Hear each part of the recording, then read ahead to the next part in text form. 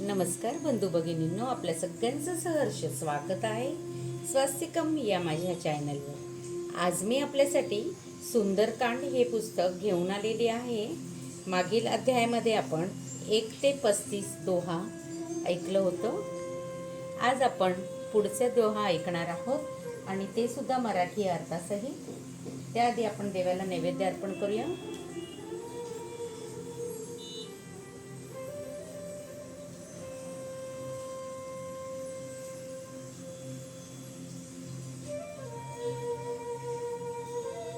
नैवेद्यं समर्पयामि, नैवेद्यं समर्पयामि, नैवेद्यं समर्पयामि, नैवेद्यं समर्पयामि।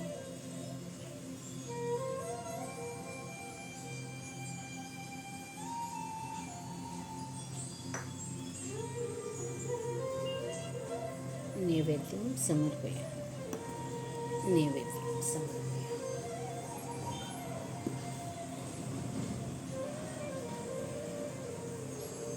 नैवेद्य समर्पयामि। आपल्याला जसं मागे सांगितलेलं चमेलीच्या तेलाचा दिवा हनुमंताला खूपच प्रिय आहे।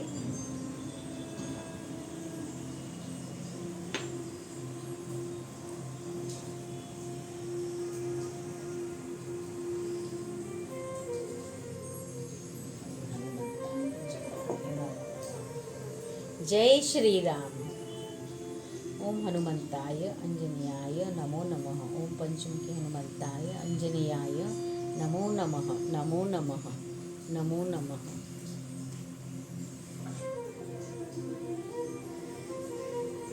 चला तर मग आजच्या व्हिडिओ सुरुवात करूया। आणि आपल्याला जर माझे व्हिडिओ खरंच आवडत असतील तरच आपण माझ्या चॅनलला सबस्क्राईब करा, माझ्या व्हिडिओला लाईक करा आणि कमेंटमध्ये जय श्रीराम लिहायला विसरू नका। आपण मागील व्हिडिओमध्ये 1 ते 35 दोहा पूर्ण केलं होतं। आज आपण 36व्या दोह्यापासून सुरुवात करणार आहोत।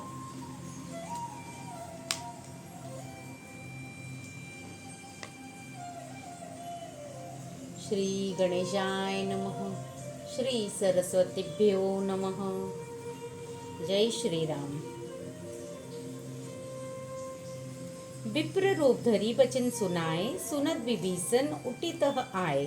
करी प्रणाम पूछी कुशलाई, विप्र कहू निज कथा बुझाई। अर्थ, ब्राह्मणाचे रूप धारण करून मारुतीने हाक मारली।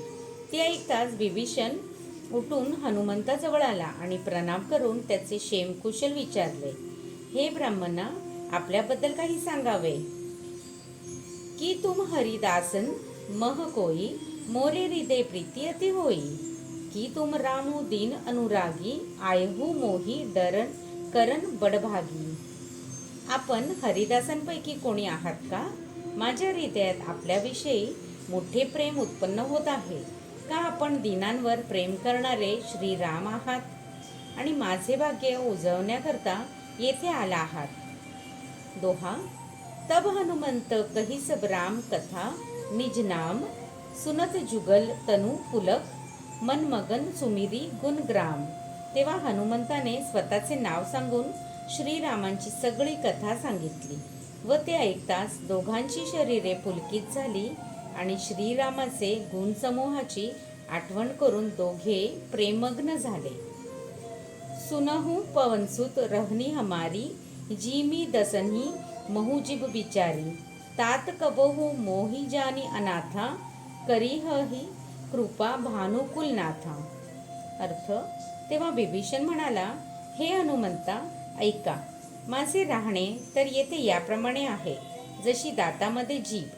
हे तात मला अनाथ समजून सूर्यकुलाचे स्वामी श्रीराम माझ्यावर कृपा करतील का?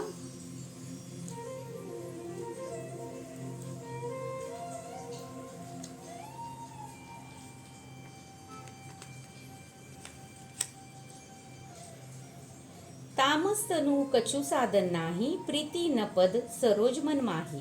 अब मोही भा भरोस हनुमंता, बिनु हरि कृपा मिलही नाही संता।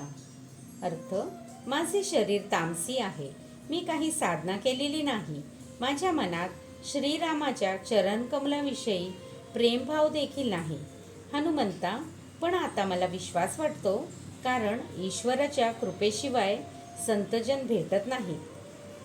जो रघुबीर अनुग्रह कीना, तो तुम मोही दरसु हटी दीना. सुनहु बिभीषण प्रभु कै रीती, करही सदा सेवक पर प्रीती. अर्थ: जेव्हा श्रीरामांनी कृपा केली तेव्हाच तुम्ही साक्षात दर्शन दिले आहे. मारुती राया म्हणाले, हे बिभीषण ऐक, प्रभूंची तर हीच रीत आहे की ते सेवकांवर सदैव प्रेम करतातच. कहू कवन में परम कुलीना, कपि चंचल सबही विधिहीना. प्रात लय जो नाम हमारा, तेही दिन ताही न मिले आहारा. अर्थ: मला सांगा की मी तरी कोठे मोठा कुलीन आहे. वानरे चंचल असून विधीहीन असतात. सकाळी सकाळी कोणी आमचे नाव घेतले तर त्याला दिवसभर जेवण देखील मिळत नाही. दोहा. अस्मे अधम सखा सुन मोहू, पर रघुबीर. किन्ही कृपा सुमिरो गुण भरे, बिलोचन नीर. अर्थ: ऐक मित्रा, मी हा असा अधम असून सुद्धा रघुनाथाने माझ्यावर कृपा केली. श्रीरामाच्या या गुणांचे स्मरण करून हनुमंताचे डोळे पाण्याने भरून आले. जानधू अस स्वामी बिसारी, फिरही ते काहे न होई दुखारी. एही विधी कहत राम गुण ग्रामा, पावा अनिबाचार्य विश्रामा. अर्थ: सर्व जाणूनही अशा स्वामीला जे विसरून जातात ते का बरे भटकत फिरणार नाहीत, दुःखी का होणार नाहीत. अशा प्रकारे श्रीरामाचे गुण सांगून मारुतीने असे शांती व समाधान प्राप्त केले की ज्याचे मुखाने वर्णन करता येणार नाही. पुनि सब कथा बिभीषण कही, जेही विधी जनकसुता तह रही. तब हनुमंत कहा सुनु भ्राता, देखी चहु जानकी माता. अर्थ: मग बिभीषणाने सीता तिथे जशी राहत होती व ते वर्णन करून सांगितले. तेव्हा मारुती म्हणाले, हे बंधो ऐका, मी जानकी मातेचे दर्शन करू इच्छितो. जुगुती बिभीषण सकल सुनाई, चलियू पवनसुत विदा कराई. करी सोई रूप गय्यो पुनि तहवा, बन अशोक का सीता रह जहवा. त्यावर बिभीषणाने सगळी युक्ती सांगितली. हनुमंत त्याचा निरोप घेऊन निघाला. पुन्हा ते सूक्ष्म रूप घेऊन तो अशोकवनात सीता जेथे होती तेथे गेला. देखी मनही महू किन प्रणामा, बैठही बीती जात निसी जामा. क्रूस तनुसी जटा एक बेनी, जपती हृदय रघुपती गुण श्रेणी. सीतामाईला पाहून मारुतीने मनापासून नमस्कार केला. तेथे बसून रात्रीचे 4 प्रहर लोटले. सीतेचे शरीर क्रूस झाले आहे, केसांची एक वेणी घातलेली आहे व त्या रघुनाथाच्या गुणांचे हृदयामध्ये सतत स्मरण करत आहेत. दोहा. निजपद नयन दिये मन राम, पद कमल लीन. परम दुखी भाव पवन सूत, देखी जानकी दीन. सीतेचे डोळे स्वतःच्या पायाकडे आहेत व त्यांचे मन श्रीरामाच्या चरणी लीन आहे. सीतेला अशा दुःखी अवस्थेत पाहून मारुतीला दारुण दुःख झाले. तरु पलव महू रहा लुकाई, करई विचार करो का भाई. तेही अवसर रावणू तह आवा, संग नारी बहु किये बनावा. मारुती वृक्षाच्या पानामागे दडून राहिला व विचार करू लागला की मी काय करू. त्याच वेळेस रावण पुष्कळ नटल्या थटलेल्या स्त्रियांसह तेथे आला. बहुविधी खल सीतेही समुझावा, साम दाम भय भेद दिखावा. कह रावणू सुनू सुमुखी, सयानी मंदोदरी आदी सबराणी. त्या दृष्ट रावणाने सामोपचार, वैभव, दहशत घालून तसेच कपटाचा अवलंब करून सीतेस अनेक प्रकारे वश करून घेण्याचा प्रयत्न केला. रावण म्हणाला, हे सुमुखे चतुर स्त्रिये ऐक. मंदोदरी आदी सर्व राण्यांना तव अनुचरी करू पण मोरा, एक बार बिलोकू मम ओरा. तृणधरी ओट कहती बेदही, सुमिरी अवधपती परम सनेही. मी तुझी दासी करीन, हा माझा निश्चय आहे. तू एकदा माझ्याकडे पहा. रावणाकडे न पाहता हाताने गवताची काडी आड धरून सीता आपले परमप्रिय अयोध्याधीश श्रीरामाचे स्मरण करून म्हणाली, सुनु दसमुख खद्योत प्रकाशा, कबहू की नलिनी करई विकासा। असमन समझू कहती जानकी, खल सुदी नहीं रघुबीर बानकी।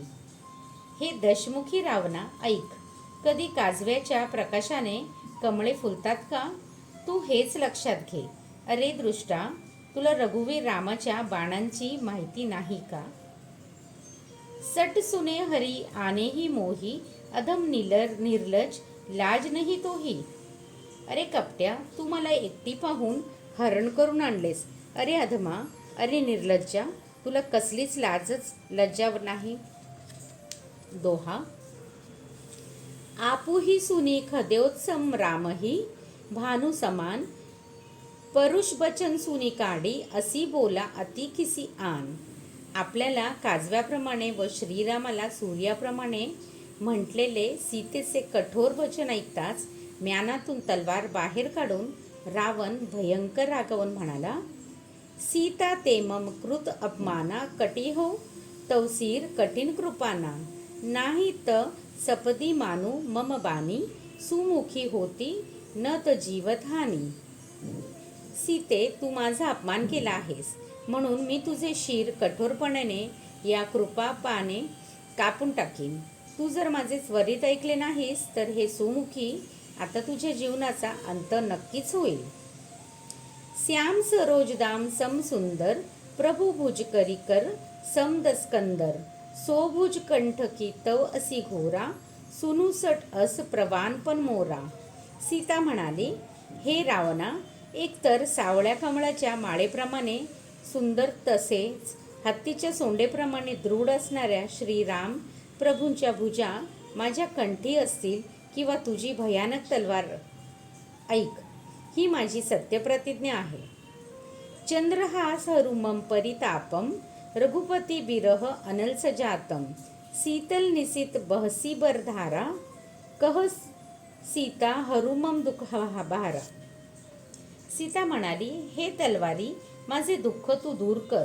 रघुनाथांचा विरह हा धगधगत्या अग्नीप्रमाणे आहे आणि तू तर माझ्यासाठी शीतल, तीव्र व श्रेष्ठ प्रवाहाप्रमाणे आग विझवणारी आहेस. माझ्या या दुःखाचा भार तू हरण कर. रावणाच्या तलवारीस चंद्रहास संबोधलेले आहे. सुनद बचन पुरी मारन धावा, मयत तनया कही नीती बुझावा। कहेसी सकल निसीचरणी बोलाई, सीतही बहुविधी त्रासहू जाई। सीतेचे हे बोलणे ऐकून रावण परत तिला मारायला धावला. तेव्हा मैदानवांची कन्या मंदोदरी हिने नीतीच्या गोष्टी सांगून त्याला समजावले. रावणाने सर्व राक्षसींना बोलवून घेतले व त्यांना सांगितले, सर्वजणी मिळून सीतेला विविध प्रकारे त्रास द्या. मास दिवस महू कहा न माना, तो मे मारबी काडी कृपाना. हिने जर एका महिन्यातच आतच माझे ऐकले नाही तर मी हिला खडगाने मारेनच. दोहा. भवन गयू दस्कंदर इहा, पिसाचिनी वृंद। सीतही त्रास देखावही, दरही रूप बहुमंद. इकडे रावण निघून गेल्यावर सर्व राक्षसी अनेक भयंकर रूपे धारण करून सीतेला त्रास देऊ लागल्या. त्रिजटा नाम राक्षसी एका, रामचरण रती निपुण विवेका। सबन हो बोली सुनायसी सपना, सीतई सेई करहू हित अपना. त्या राक्षसींमध्ये त्रिजटा नावाची एक राक्षसी होती. तिने श्रीरामाचे चरणांवर प्रेम होते व ती विवेकी होती. तिने राक्षसींना बोलून आपले स्वप्न सांगितले. ती म्हणाली, तुम्ही सीतेचे सेवा करून आपले कल्याण करून घ्या. सपने बानर लंका जारी, जातू धान सेना सब मारी। खर आरूढ नगन दस सीसा, मुंडित सिर खंडित भुजबीसा. ती त्यांना म्हणाली की मी स्वप्नात पाहिले की एका वानराने लंका झाली आणि राक्षसांच्या सेनेला मारून टाकले. नागवा रावण गाढवावर बसला आहे. त्याचे डोके मुंडन केलेले आहे व 20 बाहू कापले गेलेले आहेत.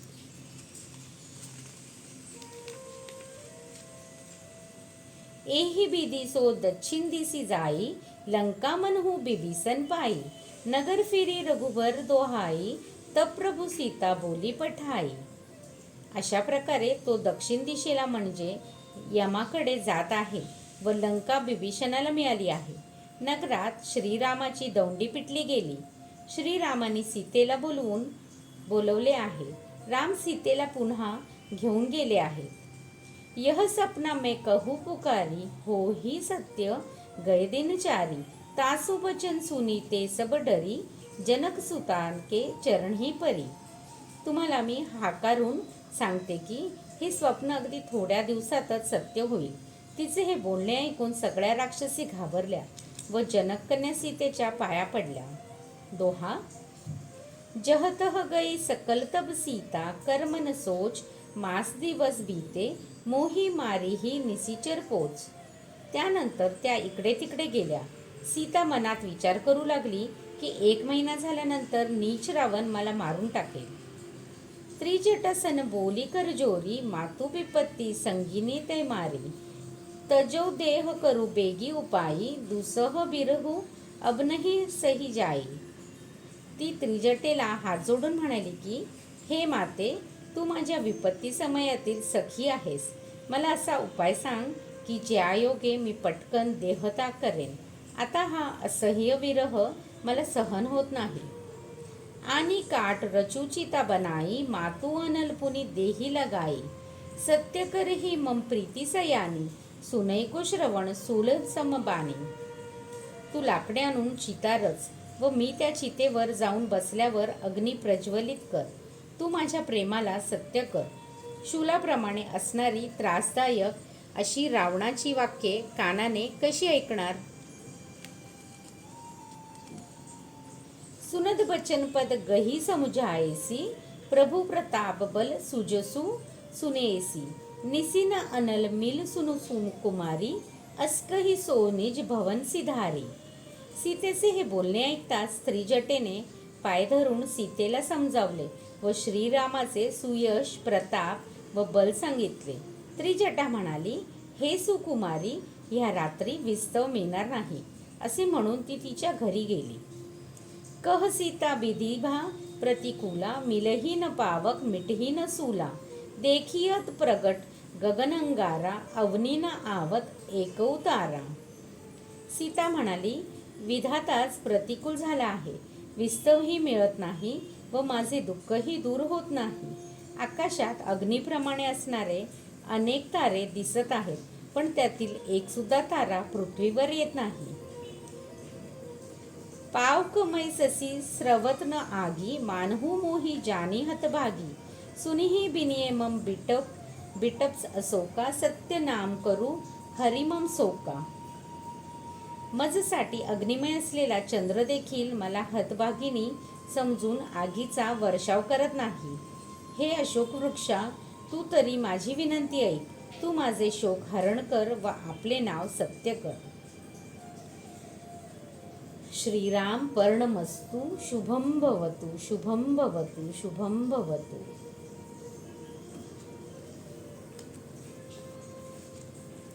जय श्रीराम. जय श्रीराम.